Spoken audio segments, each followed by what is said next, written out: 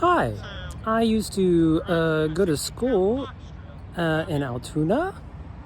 I went to Roosevelt Junior High. It used to be right over there, but it doesn't exist anymore. It was a beautiful building. I don't know why they tore it down. And I graduated from Altoona High. I also went to several different schools. St. Patrick's, Bishop Guilfoyle for a day, St. Mary's for a day, Hollidaysburg Junior High, Hollidaysburg Senior High, Roosevelt, Altoona Central out in Martinsburg for a year.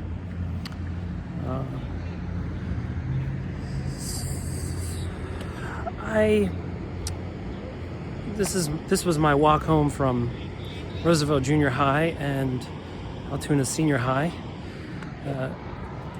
I used to think that this hill was much larger than it actually is. Looking at it now, it doesn't look very big at all.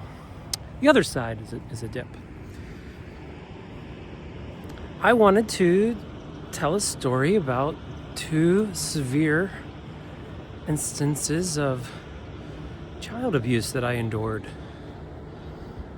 Not to condemn the people that did it or anything along those lines, but I was really shocked reviewing my autobiography that I didn't include these stories. So I will start with Roosevelt Junior High. I used to love to sneak out. So I was staying over at a friend's house. This is when I lived with my father at the top of this hill. And my friend and I snuck out of his house. Before we snuck out, it was really weird. I had a flurry of friends with so many high schools that I went to, but I remember him fingering his dog in front of me. And I don't know why he did that. I went there, St. Mary's, I think, briefly. I don't know. I went to so many schools. It's hard to remember. Yeah, my friend, he was a little. I was trying to impress me. Oh, a rabbit! How long can I go before he runs? Go, run, rabbit, run! Oh, there's two of them. Okay. No fingering the rabbits here. The plan, sneaking out, was to do some chaos to a girl that broke my heart. I forget her name. In my head, she was very lovely. She broke up with me for no reason, so I wanted revenge. And the plan was to toilet paper her house and put condoms on her doorknobs, which I did. I'm not very proud of that antisocial behavior. But whenever we came back from our hooliganism, we saw that his mother had woken up. I guess this was like 2 or 3 in the morning, and terror struck me. He got a little slap on the wrist, but unfortunately she had called my father and he was on his way. He picked me up and we drove home, and he said, what drugs were you doing? I said, I wasn't doing any drugs. I told him what we did and tried not to laugh because it was very funny to me at the time. I'm sure my girlfriend's family was traumatized having to remove condoms from her doorknobs. A very uncomfortable ride home with my father. He didn't say much, but I could tell by the tone that he did use and his posture that he was not believing me. I don't know why he didn't have me take him by the house to show him the toilet paper and remove the condoms. That would have been my first thought, but he insisted that I was doing drugs, would have been very easy to confirm. It would have been a 3-minute drive, and then I could have removed the condoms and just left the goop on the doorknobs. I did some rotten things as a kid. Anywho, almost home. Got a little bit more to go. Yeah, I remember this walk being very long.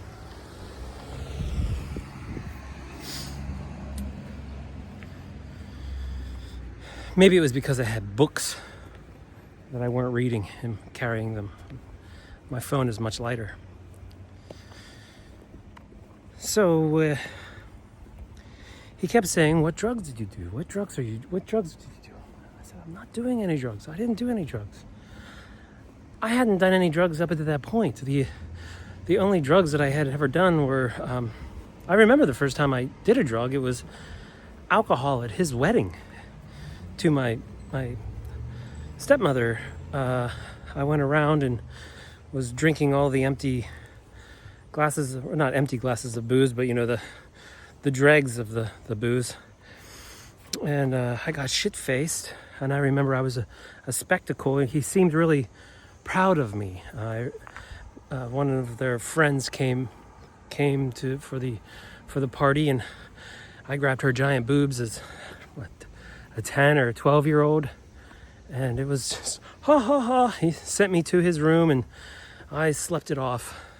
But that was my first experience of drugs, and occasionally I would steal cigarettes from him and drink.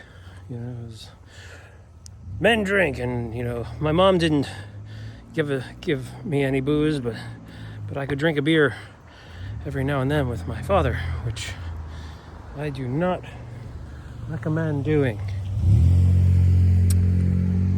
So this used to be a candy store, as I recall. There was another one down that hill.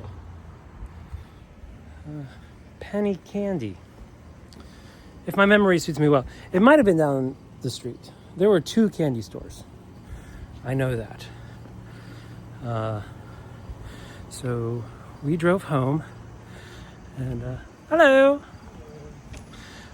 We drove home, and it was very tense. Here we are at the top of the hill. Let's see. Where is it? That was my stepmother's house, her parents' house, and that was the house that I lived in. This is Prospect Park.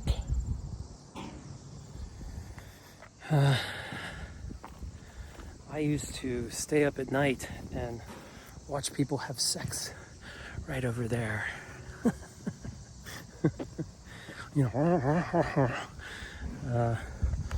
From the kitchen windows, I could just sit there, and it was different back then. There was a pavilion over here.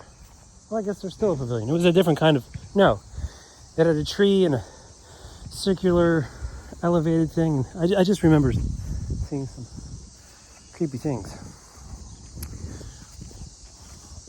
Now here, this is Brush Mountain, part of the Tussey mountain range.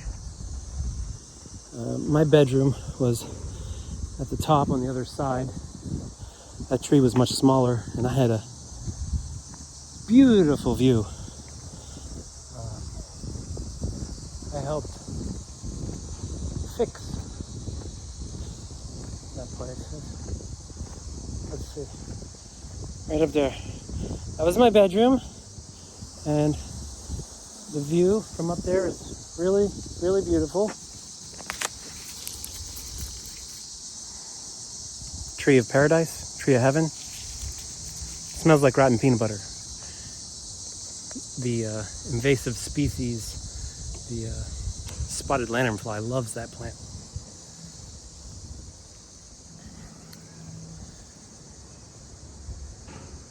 That's the bathroom. There was always a Bible on the toilet. That's right where I watched the people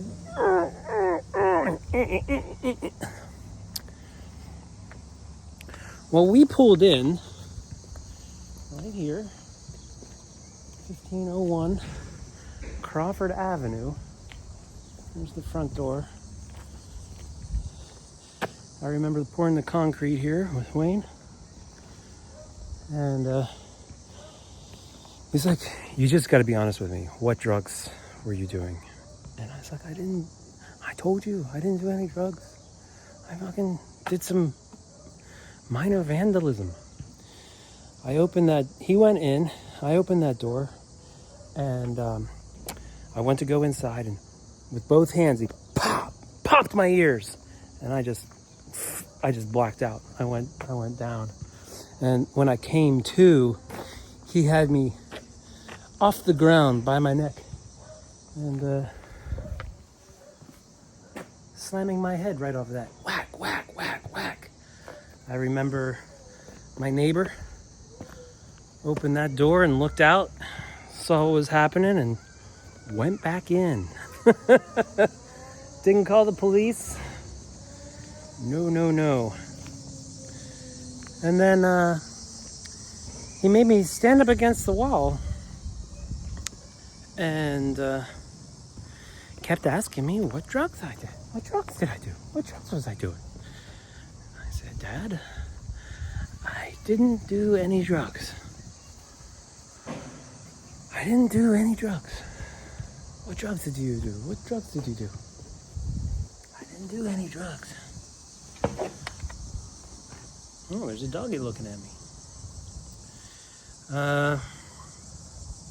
He became frustrated because he believed that I was lying to him, even though, I mean, how much worse could it get after he pops my ears, knocks me unconscious, and then picks me up by my neck and slams my head off of a pillar. Guess he could have broken bones or something, but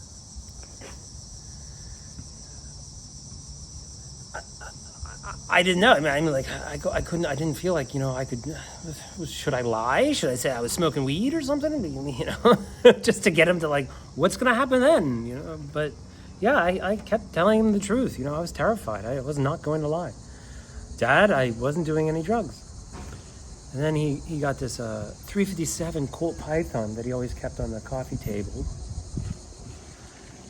Loaded. I shot it. It's a very, very scary gun. I'm gonna move. That's the house, There's such a beautiful view.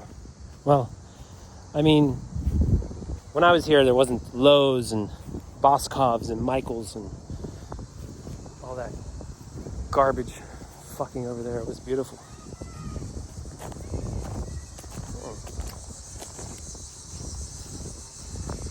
So he had me standing at attention against the wall.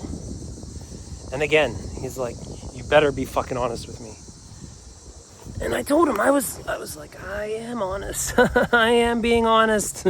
Yes, I snuck out. I didn't do any drugs. And he took that 357 Colt Python and put it to my head, cocked back the hammer, and his finger was on the trigger.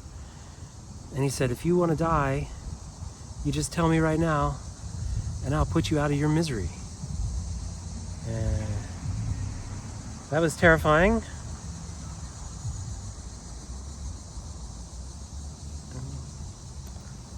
That was that. I didn't say that I did drugs that I didn't do. It wasn't, it got me really interested in drugs. They must be really good if he was that angry at me for that. But yeah, that putting the gun to my head and cocking the hammer back, and it was a hair trigger, that really rattled me. Especially coming from him, He's like supposed to be like, the person that protects me, not the person that threatens to kill me.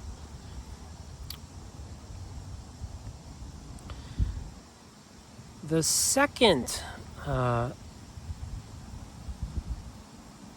child abuse story that I wanted to tell you which I didn't realize until quite recently how I thought the abuse wasn't on me. The abuse mostly was on my stepsister, physical abuse.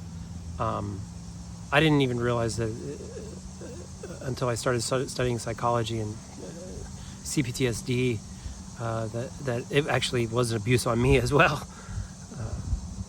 So my stepsister, she lived in the bedroom across on the other side in the attic with my other stepsister, younger stepsister. And I always felt like she was pretty jealous of me. You know, she was overweight and not as popular as me. And we were in the same grade in Roosevelt and in Altoona. And my stepmother, I just talked to my stepmother 3 times. We've been estranged for quite some time. She lives down the hill. I went to her and she told me, she's like, I went down and talked for the parent-teacher association conference, and I talked to your teacher, the one that you shared the class with, Jenny, and I think it was English, and she said she didn't even know that you and her were brother and sister. And you know, how could you? And I'm like, what? Like, my thought is, you know, it was like Jenny and I spent enough time at home together that whenever we were in school, you know, we kind of gave each other, you know, a distance. I crashed in an automobile down that street with my cousin. He wanted to show me how you could keep control of your car in low gear on icy roads, and it goes like this. Zoo, zoo, zoo. He crashed into a telephone pole. Separate topic. Anyway, my stepsister, we didn't get along very well. You know, I didn't feel like I disliked her or anything, but you know, I could,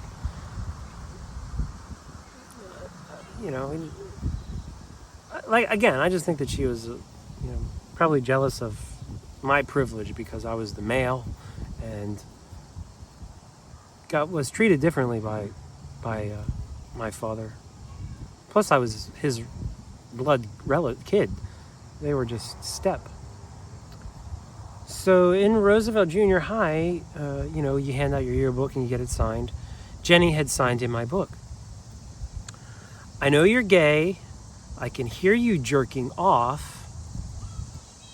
I hope you get hit by a bus. And I thought it was hilarious.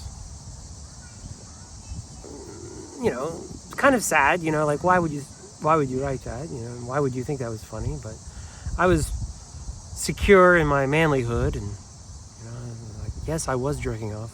Could she actually hear me? I don't know. Was she jerking off? Did she never jerk off? Anyway, it didn't bother me. I thought it was funny. So I came home from school, and Wayne asked me down into, my father asked me down into the, let's see, where's it? In the basement. And that's where the cat room used to be that was turned into a gun room. One of my jobs as a kid was making shotgun shells to go shoot skeet. I used a Remington 1100 12 gauge semi-automatic, and it was pretty damn good at 13 years old, shooting those clay pigeons. As I recall, at the very end, I was getting close to perfect, which I think is 24 out of 24, 25, 24. You know, it's like a semicircle, a half circle, and there's different stages, and 2 birds. There's like pull, and then there's a double. So I went down there, and I was kind of stunned. You know, Laura, my stepmother, and Jenny was down there, and Wayne, and Laura was holding my yearbook. I was like, "What the fuck is this?" And Laura said, Did you see this, Bobby? And I was like, yeah, you know, I was like,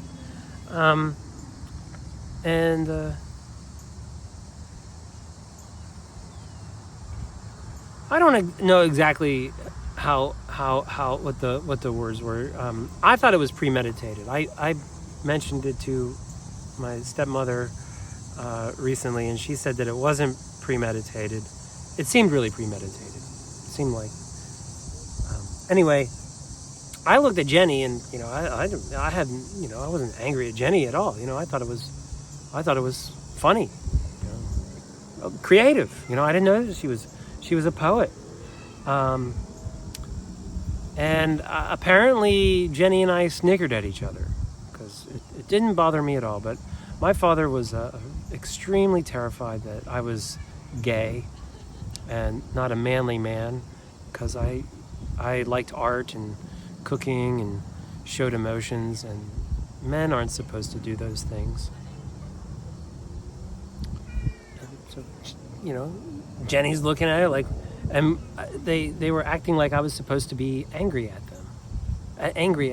See, I got a little distracted with the peeps up here in Prospect Park.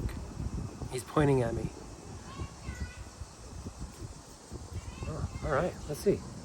What's going on, man? Do you mind me asking what you're doing here? Sure, I'm. Do you mind if I record this? No, I'm just wondering. Oh, that's all. I'm doing a video about my childhood where I was severely abused in that house. Oh, okay. Yeah. That's all. I was just wondering. It was just a little offish. Yeah, I saw you gave me these weird looks. Yeah, that was just a little offish. No, the camera is facing me. No, you're good. I figured there was something going on, but I just wanted to know. Yeah, that's it. I'd appreciate you being honest. Yeah, sure. Yeah, have a good day. You as well. He has 2 huge dogs. Anyway,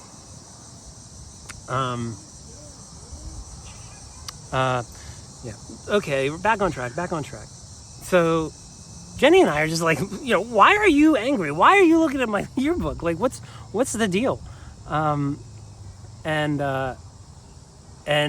Wayne could tell that I wasn't upset, that I just thought it was funny, and he wanted me to be angry. So he hit Jenny so hard. It wasn't with a fist, it was with an open hand, but he was a big dude. He was probably like 220 pounds at the time. Jenny was, I don't know, 140, 130, but, female, and, it wasn't 130 pounds of muscle. And she went straight to the ground and pissed her pants. And I immediately left. I was terrified. I ran away. And then that evening, my yearbook showed up in my bedroom, and where Jenny had written her poetry, it was whited out, which I later scratched off. And unfortunately, I don't have the yearbook anymore. I lost it in a move. So that's the story. I never really, I viewed, the handgun as like, and I told that story a lot. Because, how many people have their father fucking threaten them with a chrome revolver for basically, advanced TPing a house. So I've been estranged. My father died last year. I wrote him for decades he wanted this apology I apparently told this story on Facebook or on my blog or something, and they read it, and they were like very angry, and that's they didn't want anything to do with me until I apologized. And I thought I apologized a couple of times. I know a few months before he died, I hand wrote an apology saying, I'm sorry, I thought what he was angry about was an argument we had about the stock market, where I was actually arguing with myself and I got angry, and I saw him enjoy me being angry at myself, and then I stopped talking to him for a while. It's like, I don't need to be around a person that enjoys seeing me in pain. But apparently he didn't accept the handwritten apology. Whenever I talked to my stepmother just recently, I knocked on her door, she let me in, we talked for 2 hours. I was stunned that she let me in. And she said that he wanted a face-to-face apology, that the handwritten apology wasn't sufficient enough. And basically, I think he, what he really wanted was to see me humiliate myself in front of him. I feel bad for my father. I just went to his grave and cleaned it today. They just mowed, and there was all this litter on top of his monument, and I cleaned it off. And my stepmother is still quite disturbed. She has since said that I brought my partner to visit her, and she told me that she didn't want me to come anymore, and that she couldn't get over me being mean to my father. And my stepsister, the second visit that I saw, my stepsister was there, and they both demanded an apology from me about this. And I told my stepsister wanted an apology for something that I wrote. I called her, I was learning about narcissistic personality disorder, which I'm positive my father had. It was caused by trauma from his mother and his father, and he had PTSD from Vietnam. But my stepmother, she insisted that I apologize for snickering with Jenny before she got my stepsister, before Wayne hit her in the basement. And I was like, it was really like it was hard to wrap my head around. And I did apologize. It was severely difficult, because I was like, this is not something that I should apologize for. This is something that you should apologize for, because you condone that. Even though she said it wasn't planned, the battery wasn't planned. So I stretched my brain, and I was like, okay, what does she want me to apologize for? And she said it was disrespectful that I giggled with Jenny then, so I apologized for giggling before Wayne, my father, hit my stepsister so hard she pissed her pants. And ever since that moment, I mean, my Jenny blamed me. My stepsister blamed me for it, which is like, I didn't care. And apparently Jenny has since apologized to Laura for writing that fantastic poetry in my yearbook. And that's that. All right, thanks for watching. It was 27 minutes. I didn't say too many ums or blah, blah, blah. All right, have a good one.